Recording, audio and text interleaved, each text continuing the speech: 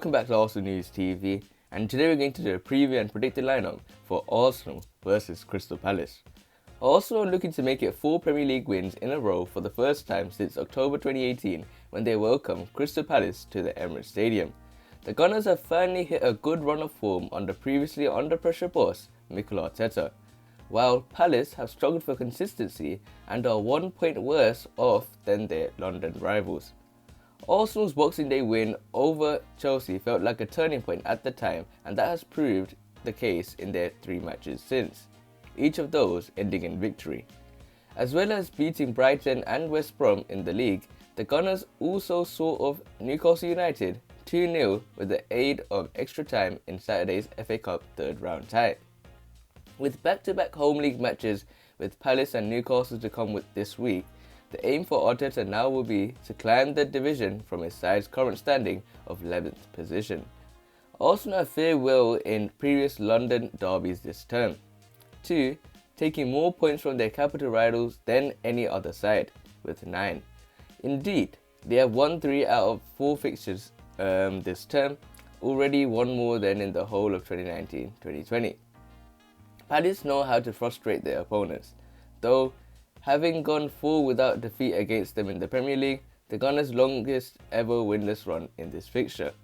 Unlike Arsenal, the Eagles will be unable to progress past the third round of the FA Cup last weekend, going down 1-0 to fellow top flight side Wolverhampton Wanderers.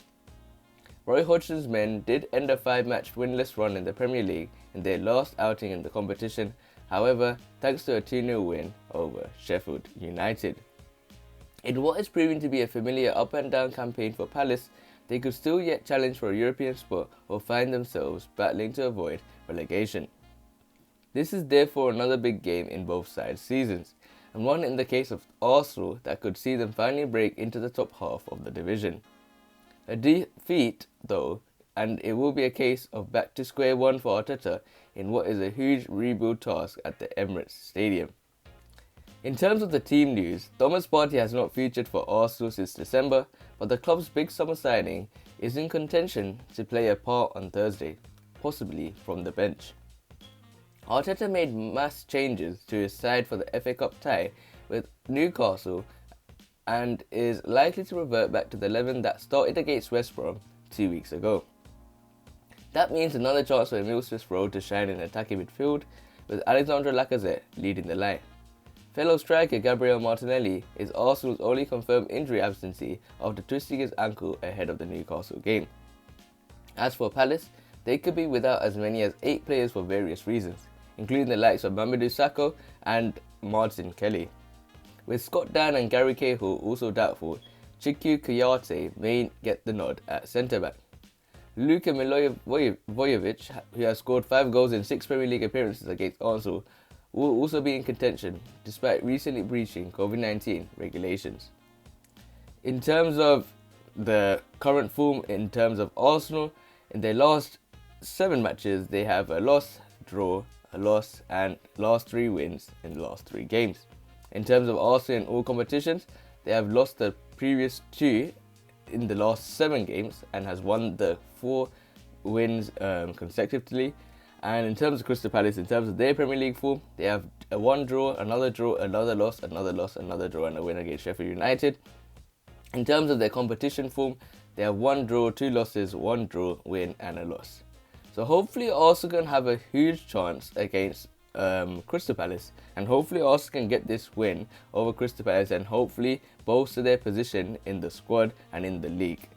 Now let's move on to the predicted lineup, and hopefully Arteta can go with a similar lineup so you can get this win. And if you guys don't agree, make sure you guys leave it in the comments below. So now in terms of the predicted lineup, as I mentioned before, the match will take place on 14th of January at 8 o'clock during the evening. And it's a game against Arsenal and a game against Crystal Palace, and it's going to be another London derby. So right into it, we'll move into the formation, and for me, we could go back to the 3-4-3, we could go back to any formation you wish, but I think Arteta and I will stick with the 4-2-3-1 formation, because to be honest, I think Crystal Palace is a more of a defensive side, and they rely on their key players in terms of Wilfried Zaha and other key players such as Ebreki Eze. In terms of the goalkeeper position, now it's a straightforward situation and it's going to be Bernd Leno. In terms of the transfer rumours, in terms of the latest transfer news, it looks like Arsenal are looking for a new number 2, as they think they want to loan Runarsson instead of his poor performances in terms of the last game he played against Manchester City. In terms of the left back position, there's only one man and he starts with K and ends in T, Kieran Tierney. In terms of the left centre back position, I'm going to go with Pablo Mari. I think he's been solid, I think he's underrated, and I think many people got the impression that he is a bad player because of his price range. Just because he's £8 million doesn't mean he's a poor player, and we can see here from Pablo Mari's performances. In terms of the right centre-back position, I'm going to go with Gabriel Magalhaes. Even though Rob Holding has got a new contract, I think Gabriel Magalhaes is the stronger player in my opinion. Let them two have a chance, both playing in left centre-back and right centre-back roles, and see if there's a partnership. If it doesn't work out, we bring in Rob Holding back and let them two perform together.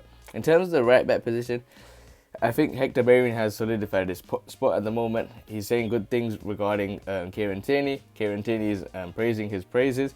Hopefully he's a good player. He continues to be on good form. But current form, I'm going to give it to Hector Bellerin. Hopefully we can sell him off as soon as possible, in my opinion. In terms of the left centre mid position, Thomas Partey is back. So hopefully I'm going to definitely put him into the left centre mid position. And in the right centre mid position, I'm going to change my views on this one player, and his name is Granit Xhaka. He's always someone that I really never rate. His poor performances from time to time, I just don't rate. So I'm going to give him a chance and let him partner with Thomas Partey. In terms of the left winger position, there's one man, he's our talisman, and his name is Pierre-Emerick Aubameyang. And I think no one's going to have any problems. It looks like Gabriel Martinelli might get a chance in the substitutes maybe, but I think he is a bit injured, so Aubameyang will get his opportunity. In terms of the right winger position, I'm going to put one man, that's bukayo Saka. In terms of Nicolas Pepe, I think he's been putting some solid performances in the training sessions. He might get a look in from Arteta, but I think he's going to be more of a super sub.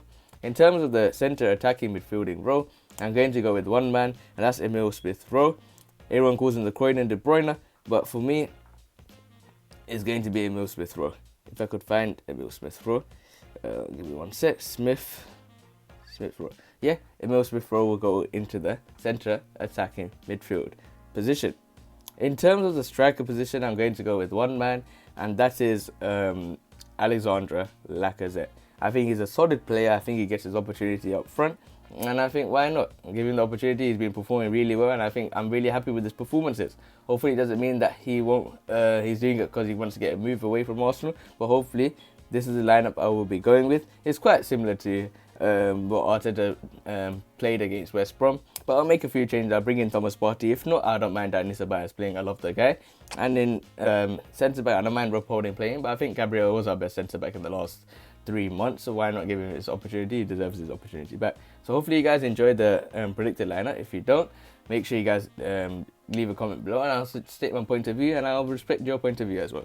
So hopefully you enjoy it. Take care and stay tuned for the next video, and peace.